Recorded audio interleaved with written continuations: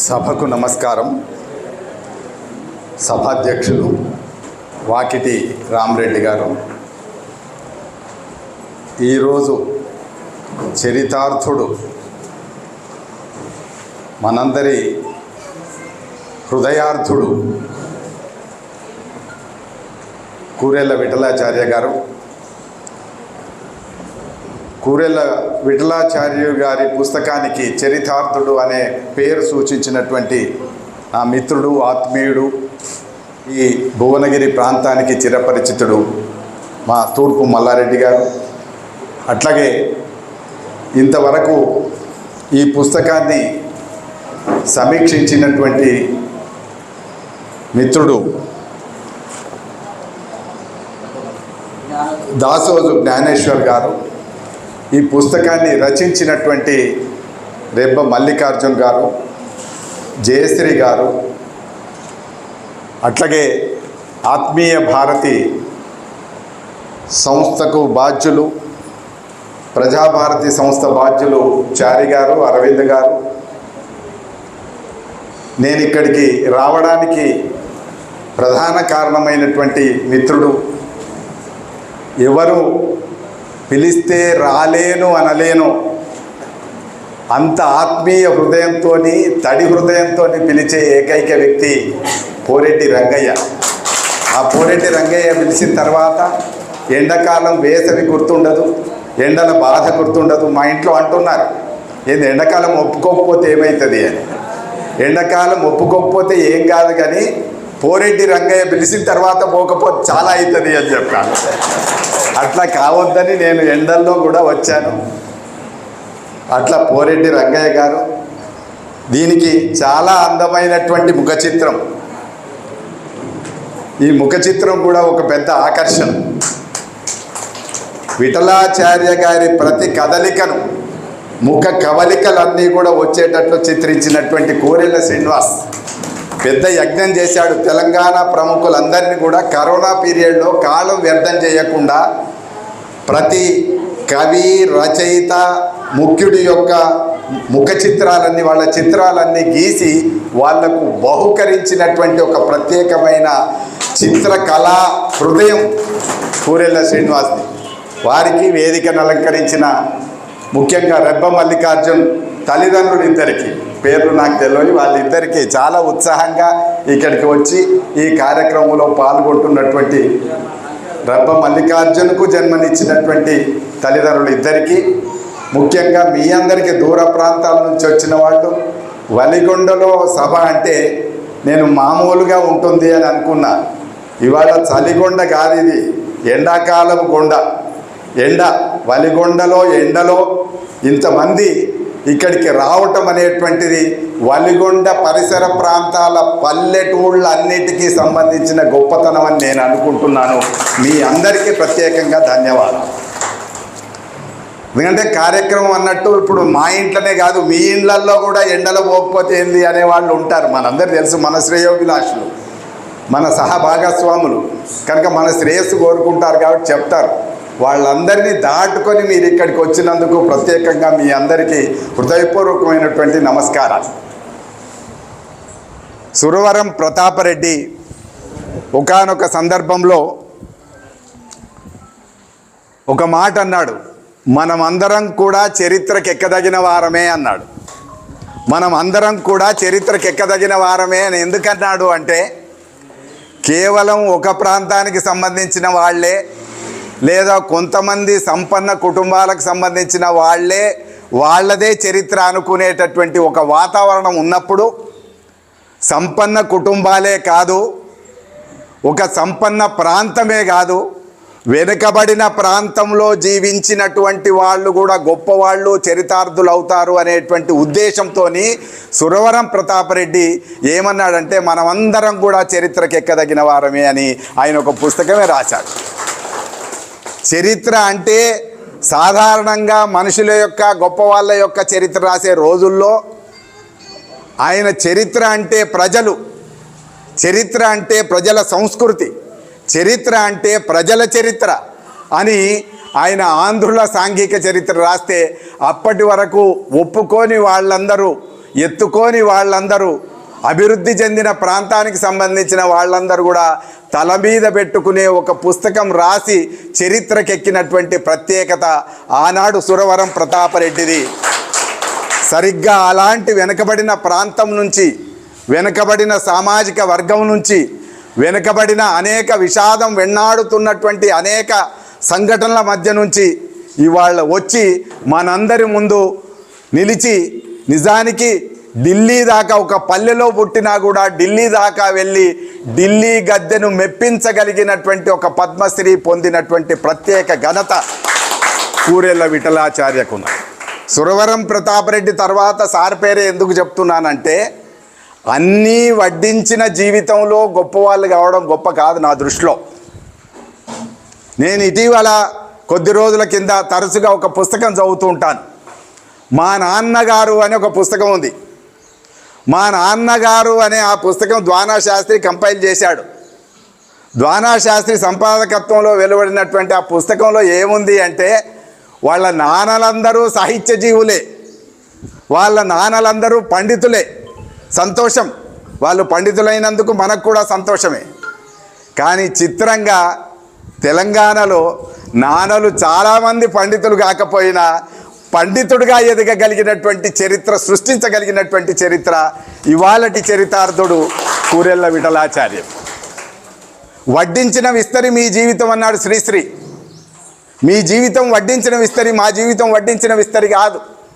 పుట్టగానే ఆయన తండ్రి చనిపోయాడు, కొద్ది రోజులకు తండ్రి చనిపోయాడు. చాలా కొద్ది రోజులకు చాలా సమస్యలు ఇంటి చుట్టూ ముట్టినాయి. అయినా వాళ్ళ అమ్మ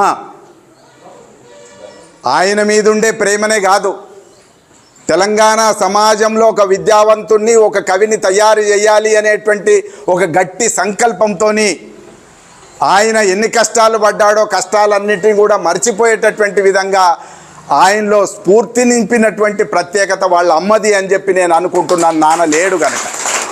మాకు రాసుకోవడానికి నాన్నల చరిత్రలు లేవు. లేవా అంటే ఉన్నాయి. మరి లేనప్పుడు సురవరం ప్రతాపరెడ్డి మనం అందరం చరిత్రకు ఎక్కదగిన వారమే ఎందుకన్నాడు? మన నాన్నలందరూ కూడా కష్టపడి మనల్ని ఈ స్థితికి తీసుకొచ్చారు. మా బాపు కూడా చదువుకోలే, చదువుకునే అవకాశం ఆయన కలగలే. సారు తండ్రి ఎట్లా చనిపోయినాడో మా బాపు తండ్రి కూడా అట్లా చనిపోయినాడు. కానీ నేను పెరిగే నాటికి, నేను బాల్యం నాటికి మా తండ్రి ఉన్నాడు, కానీ చదువుకోలే. కానీ పట్టుబట్టాడు, చదువుకోవాలని పట్టుబట్టాడు. వాళ్ళమ్మ పట్టుబట్టింది. కూరెళ్ల విఠలాచార్య గారు ఉత్తరోత్తర జీవితంలో ఒక పండితుడుగా, ఒక కవిగా, ఒక గొప్ప వ్యక్తిగా, ఒక చరితార్థుడిగా ఉంటాడని ఊహించినటువంటి సందర్భం కాకపోవచ్చు. కానీ ఉండాలనేటువంటి తల్లి కోరిక అనేటువంటిది ఆమెలో గట్టిగా ఉన్నది కనుక ఇవాళ ఆ ఇచ్చినటువంటి పాల గొప్పతనం కావచ్చు, నడిచినటువంటి నేల గొప్పతనం కావచ్చు, పీల్చినటువంటి గాలి గొప్పతనం కావచ్చు, ఇవాళ కూరెళ్ల విఠలాచార్య గారు చరితార్థుడుగా ఢిల్లీ చేత పద్మశ్రీ పురస్కారం పొందేటటువంటి ప్రత్యేక ఘనత పొందినాడని చెప్పి నేను అనుకుంటున్నాను. మాటలు కాదు, ఒక వెనుకబడిన సామాజిక వర్గం నుంచి వచ్చి, ఒక మామూలు స్థితి నుంచి వచ్చి ప్రధాని కావడం కూడా కష్టమే. ఆ ప్రధాని మన్ కీ బాత్లో మాట్లాడేటప్పుడు కూరెళ్ల విఠలాచార్య పేరు తీయడం అనేటువంటిది, ఆయన ఎంత కష్టపడి వచ్చాడో ఈయనంత కష్టపడి ఆ మన్ కీ బాత్ కార్యక్రమంలో పేరు సంపాదించుకోవటం అనేటువంటిది కూడా చిన్న విషయం కాదు నా దృష్టిలో. ఎందుకు చరితార్థులు, ఎందుకు చరిత్రకు ఎక్కదగిన వారం? కొట్లాడితే కూడా అవుతాం. పేదరికంలోంచి బయటికి రావడం ఒక కష్టం. బయటకు వచ్చిన తర్వాత చదివించే వాళ్ళు ఎవరు ఉండరు. సార్ అయితే వారాలు చేసుకొని దినాలు వాళ్ళ స్వర్ణకారుల లేదా విశ్వబ్రాహ్మల వచ్చిందా విశ్వబ్రాహ్మల వాళ్ళ ఇళ్లల్లోకి వెళ్ళి వాళ్ళ ఇళ్లల్లోకి వెళ్ళి వాళ్ళ ఇళ్లల్లో అన్నం అడుక్కొని చదువుకొని ఇవాళ ఈ స్థితికి రావడం అనేటువంటిది గొప్పనా? మీరు ఆలోచించండి. పుట్టగానే పండిత కుటుంబం అయి ఉండి వాళ్ళు అడగగానే అనేక విషయాలు వాళ్ళకు సమకూర్చి 5 రూపాయలు అడిగితే 20 రూపాయలు ఇవ్వగలిగినటువంటి కుటుంబాల్లో పెరిగినటువంటి వాళ్ళు గొప్పవాళ్ళ? ఒక తినడానికి తిండి లేనటువంటి ఒక వాతావరణం నుంచి ఇల్లిల్లు తిరిగి ఆహారం సేకరించుకొని హాస్టళ్లలో ఉండి ఇవాళ పైకి వచ్చినటువంటి వాళ్ళు గొప్ప వాళ్ళని రెండింటిని మీరు పక్క పక్కన పెట్టి తూచండి. తప్పకుండా కష్టాల్లోంచి బయటకు వచ్చి నిలబడి గెలిచినటువంటి కలబడి గెలిచినటువంటి వాళ్ళే గొప్ప వాళ్ళు నా దృష్టిలో. అలాంటి ఒక గొప్పతనం ఇవాళ నేను విఠలాచార్య గారిలో చూశాను. పోలిక సరిపోదేమో కానీ నేను నిన్న మొన్న 2 పుస్తకాలు చదువుతూ ఉన్నాను. రంగయ్య ఇది నాకు ఆన్లైన్లో పంపించాడు. ఈ చరితార్థుడు అనే పుస్తకం నాకు ఆన్లైన్లో పంపించాడు. ఆన్లైన్లో ఒక పుస్తకం చదివాను, ఆఫ్లైన్లో ఒక పుస్తకం చదివాను. ఎందుకు వచ్చిందో నాకు తెలియదు. నిన్న మీర్జా గాలిబ్ పుస్తకం నా చేతికి వచ్చింది. మీర్జా గాలిబ్ పుస్తకం చదివాను, ఇది చదివాను. రెండూ చదివినప్పుడు మీర్జా గాలిబ్ కవిత్వం గొప్పదైతే కావచ్చు కానీ కూరెళ్ళ విఠలాచార్య వ్యక్తిత్వం గొప్పదని నేను అర్థం చేస్తున్నాను. ఎందుకు ఆ మాట అంటున్నాను, ఈ సాహసంగా అంటున్నా. నేను నాలాంటి వాళ్ళు మాట్లాడే ప్రతి మాటకు ఒక మళ్ళీ దాన్ని విమర్శించి అనే ఇవన్నీ ఉంటాయి కాబట్టి ఒక ప్రామాణికత కూడా చూసుకోవాలి. ఎందుకు అంటున్నానో దానికి జస్టిఫై కూడా చేసుకోవాలి. నేను ఊరికే పొగడ్తలు చేసే ప్రశంస కాదది. ఆయన చాలా కష్టాలు పడ్డాడు. మీర్జా గాలిబ్ కూడా చాలా కష్టాలు పడ్డాడు. ప్రతి కష్టాన్ని కవితగా రాశాడు. ప్రతి కష్టాన్ని చాలా కవితలుగా కసీదాలు అని అన్నాడు ఆయన. కసీదాలుగా రాశాడు. ఇవన్నీ నిజమే, కరెక్టే. కానీ దేనికోసం కష్టపడ్డాడు ఆయన, దేనికోసం కష్టపడ్డాడు ఈయన అని నాకు పోలిక నిన్నటి నుంచి కలుగుతూ ఉంది. ఆయన దేనికోసం కష్టపడాలంటే ఆయన వంశగౌరవం కాపాడుకోవడానికి కష్టపడ్డాడు. ఆయన ఎవరు అని అంటే ఆయన మొఘలాయి చక్రవర్తుల దగ్గర జీవితం గడపడానికి వచ్చిన పెద్ద సైనిక కుటుంబానికి సంబంధించినటువంటి వాళ్ళ తాత ఆ సైనిక కుటుంబంలో ఒక అధికారిగా పనిచేసి వెలిగినటువంటి వాడు. వాళ్ళ తాత గౌరవాన్ని, తండ్రి గౌరవాన్ని తాను నింపుకోవడానికి అప్పులు చేసి బతికాడట ఆయన. అంటే తాత గౌరవాన్ని, తండ్రి గౌరవాన్ని అప్పులు చేసి నింపుకొని నిలబడ్డటువంటి వాళ్ళ గురించి నాకు ప్రత్యేకమైనటువంటి ఆసక్తి లేదు నాకైతే. కానీ ఎవరి గురించి అని అంటే మనం ఒక సంక్లిష్ట పరిస్థితులలో, ఒక కష్టకాలంలో, ఒక కష్టాలతో కూడినటువంటి సన్నివేశాల మధ్య నుంచి, కుటుంబం ఏమాత్రం సహకరించినటువంటి పరిస్థితి నుంచి, ఒక పల్లె నుంచి, ఒక మామూలు వాతావరణం నుంచి చదువుకోవడానికి కూడా వీలైనటువంటి స్థితి నుంచి వచ్చి చదువుకోవడం ఒక గొప్ప, కవిత్వం రాయడం ఒక గొప్ప, వ్యక్తిత్వం కాపాడుకోవడం ఒక గొప్ప. ఆ వ్యక్తిత్వంలో ఇంకా ప్రత్యేకత ఏంటిదంటే తన చుట్టూ కవుల్నే తయారు చేసి, తన చుట్టూ సంస్థల్నే తయారు చేసి అనేక భారతుల్ని, అనేక కవిహారతుల్ని తయారు చేయగలిగినటువంటి ప్రత్యేకత ఆ విఠలాచార్యకు ఉంది. కాబట్టి నాకు చాలా సంతోషం. సరస్వతికి హారతి ఇవ్వడం ఏంటి, కవిత్వం రాసే కవుల్ని తయారు చేయడం కంటే గొప్ప విషయమేమి ఉండదు. ఎందుకు ఆ మాట అంటానంటే ఇవాళ రోజు రోజుకు నేర ప్రవృత్తి విపరీతంగా పెరుగుతున్నటువంటి సన్నివేశం మనం చూస్తున్నాం. ఇవాళ యువకుల్లో జీవించాలనే జీవితేచ్ఛ కూడా తక్కువ అయిపోతున్నటువంటి సందర్భం చూస్తున్నాం. చాలా విషయాల పట్ల అవగాహన కూడా ఉండడం లేదు. నాయనలు మంచి పెన్షన్తో ఉండి మంచిగా చదివించడానికి వీలై ఉండి బీటెక్లు ఎంటెక్లు చేయించి ఐఐటీలు కూడా చేయించినటువంటి ఒక విద్యార్థి, ఐఐటి విద్యార్థి మన సూసైడ్ చేసుకొని చనిపోయినాడు. ఎందుకు ఇవి చెప్తున్నానంటే జీవితం పట్ల స్పష్టమైనటువంటి దృక్పథం ఆనాడు లేదు. ఎందుకు లేదు అని మళ్ళీ మనమే ప్రశ్న వేసుకుంటే నాన్నలు వాళ్ళను కష్టాల్లో పెంచలేదు. కష్టాల్లో పెరిగిన వాళ్ళే గొప్ప వాళ్ళు అవుతారు, కష్టాల్లో పెరిగిన వాళ్ళే చరితార్థులు అవుతారు. దానికి పెద్ద సాక్ష్యం విఠలాచార్య. ఇవాళ ఈ పుస్తకం యొక్క ప్రత్యేకత ఏంటిది? ఇవాళ విఠలాచార్య గారి జీవితం అందరికీ ఏం అవసరం చూడండి. ఇవాళ మీరు ఇక్కడ చూడండి, ఇక్కడ ఉన్న వాళ్ళమంతా కూడా 60-50 దాటిన వాళ్ళమే ఉన్నాం. ఏమైనారు 20 వాళ్ళు? 60 వాళ్ళు ఎందుకున్నారు? 20 వాళ్ళు ఎందుకు లేరు? 20 వాళ్ళంతా కూడా సెల్ ఫోన్లో బందీలుగా ఉన్నారు. 60 వాళ్ళంతా ఇంకా పుస్తకాల మీద ప్రేమతో ఉన్నారు.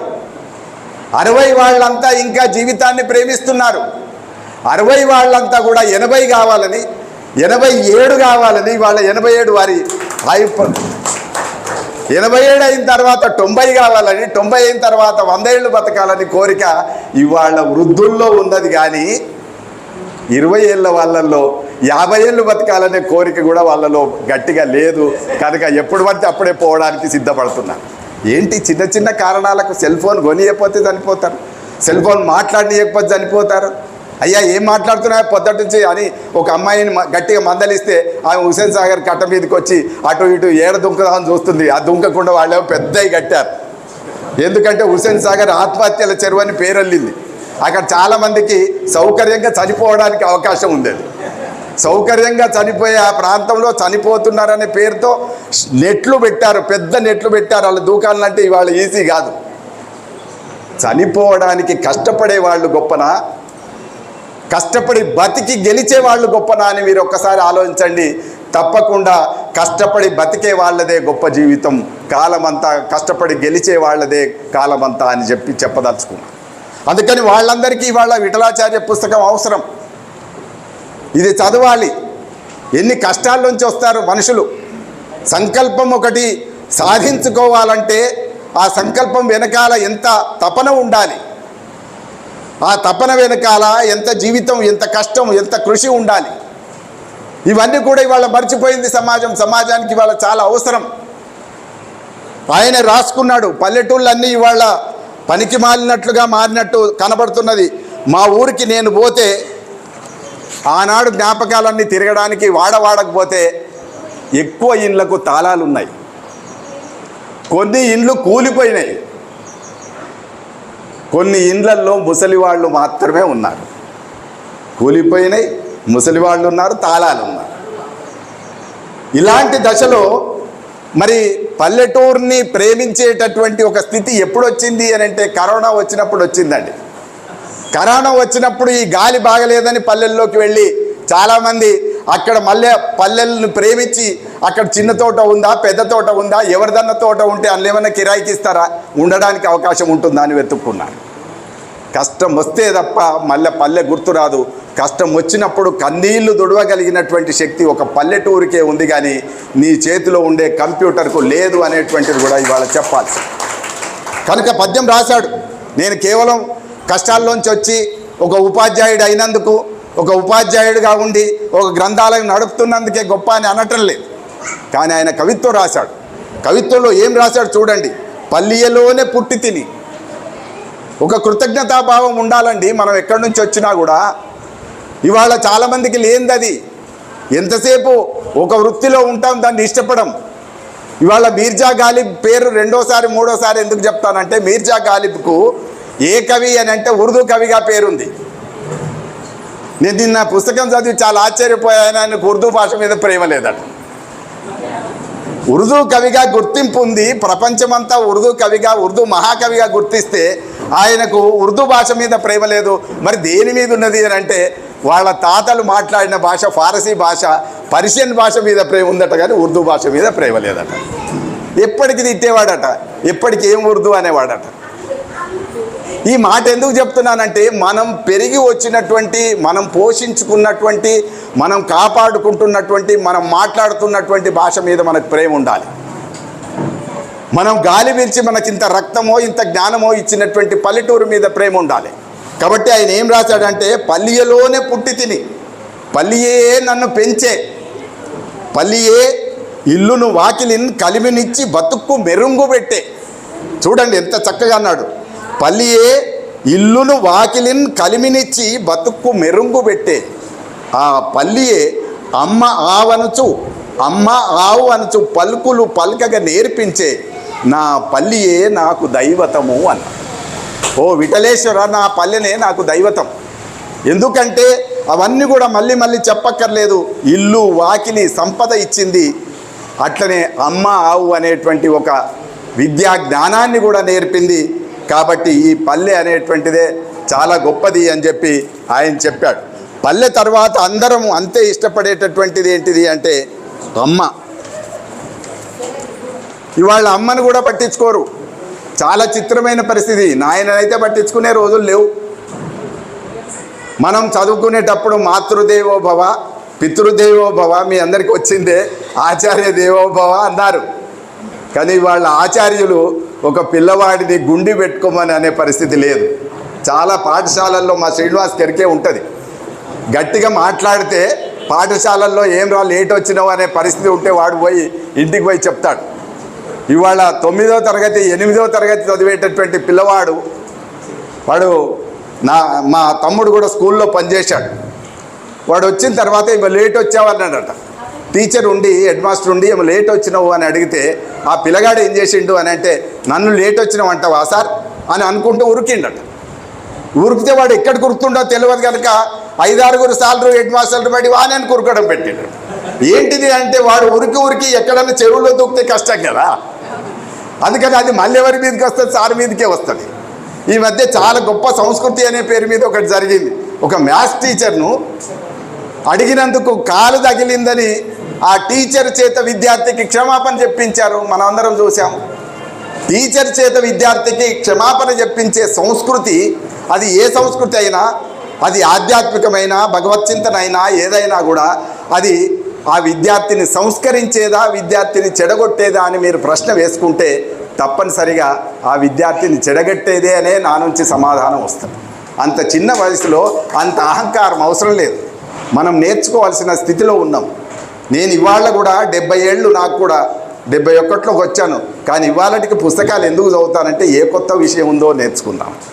వలిగొండకి ఎందుకు వచ్చానంటే వలిగొండలో కూడా ఒక్క మాటన్నా నేర్చుకొని పోదామని, ఒక కొత్త మనిషితో పరిచయం చేసుకుందామని వచ్చాను.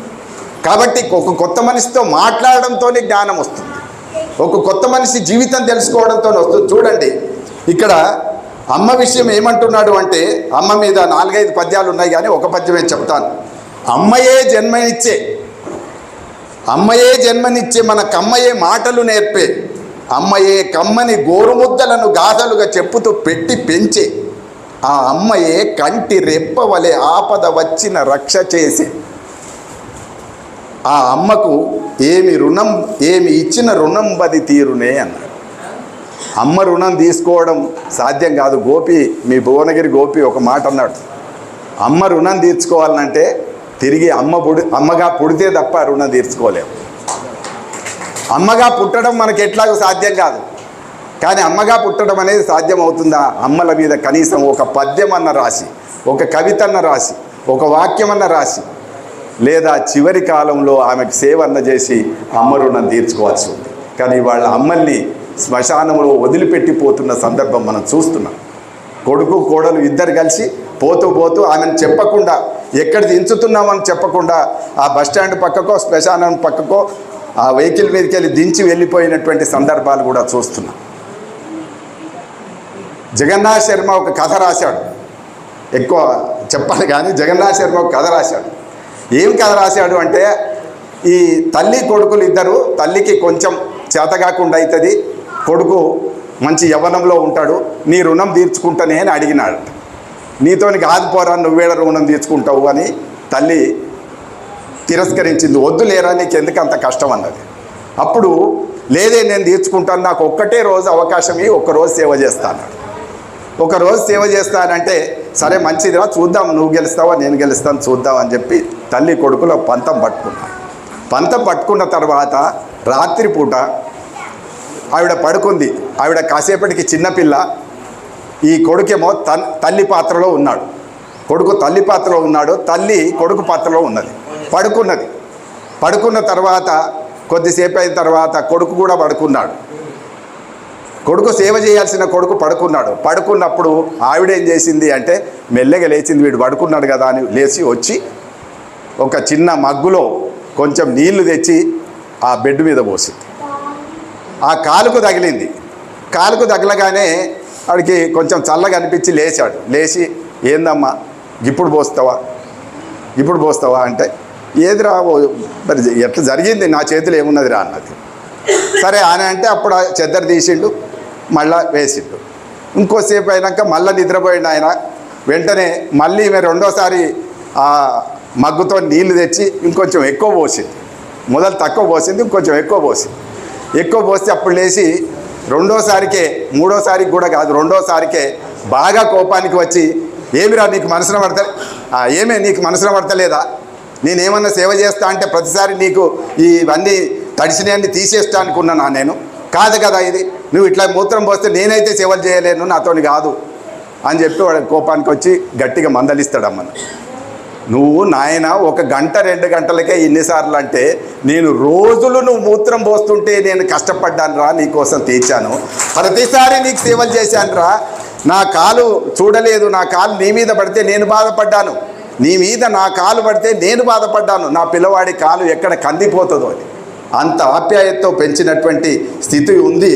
కనుక ఆమె గోరు ముద్దలను గాథలు పెట్టుతూ పెంచే అమ్మయే కంటి రెప్పవలే ఆపద వచ్చిన రక్ష చేసే. చాలామందికి అర్థం కాదు.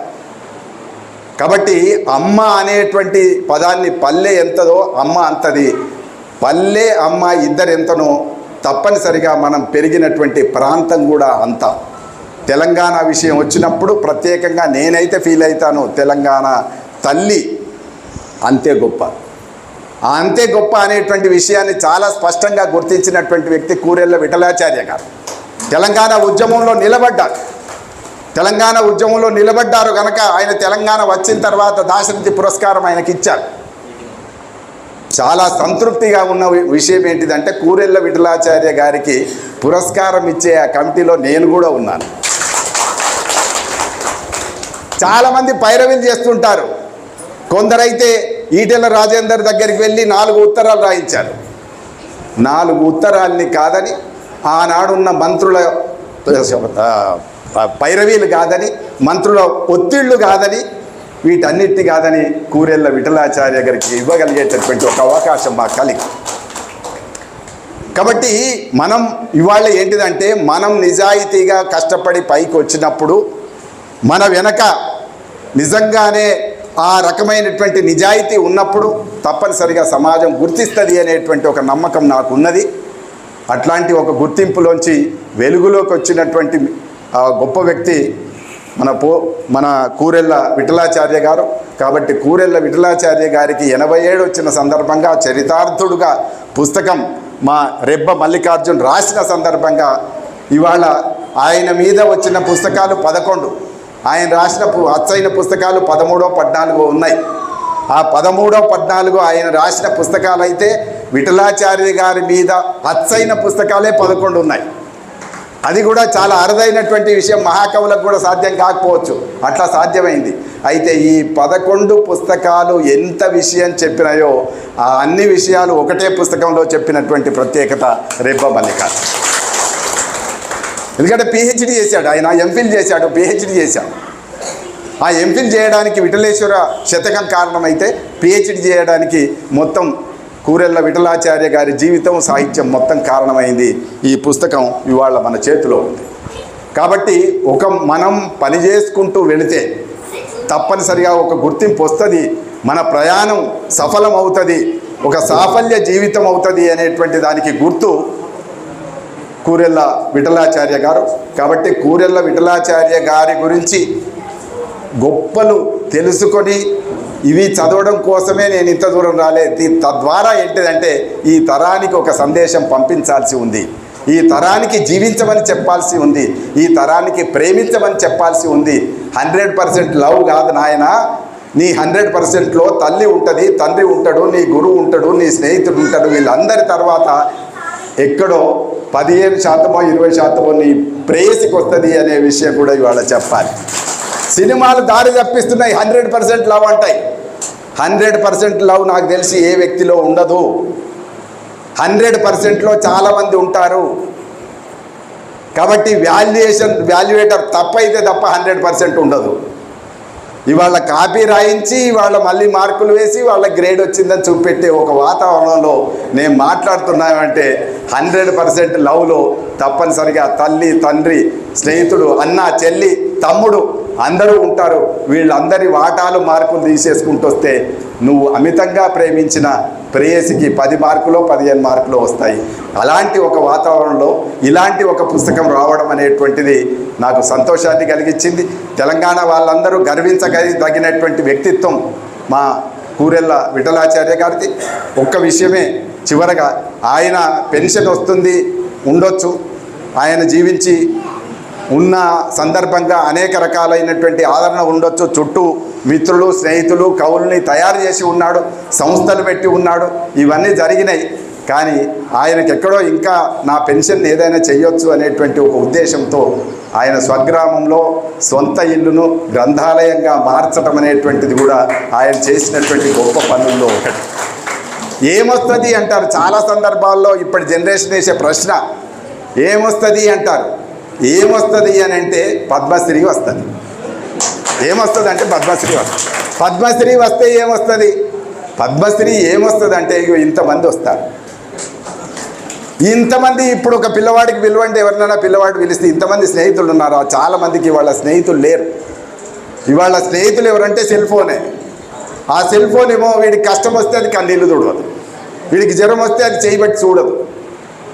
కాబట్టి సెల్ ఫోన్ నమ్ముకోవద్దు, మనుషుల్ని నమ్ముకోండి, మనుషుల్ని ప్రేమించండి అనే ఒక గొప్ప సందేశం విఠలాచార్య గారు ఇస్తున్నారు. విఠలాచార్య గారిలో ఉన్న చరితార్థుడు, హృదయార్థుడు మన అందరి హృదయాల్లోకి వెళ్ళి చెప్తున్నటువంటి మాట ఒకటే, మనమందరం జీవించాలి, మనమందరం ప్రేమించాలి, కొత్త తరం కూడా జీవించాలి, చైతన్యం కావాలి.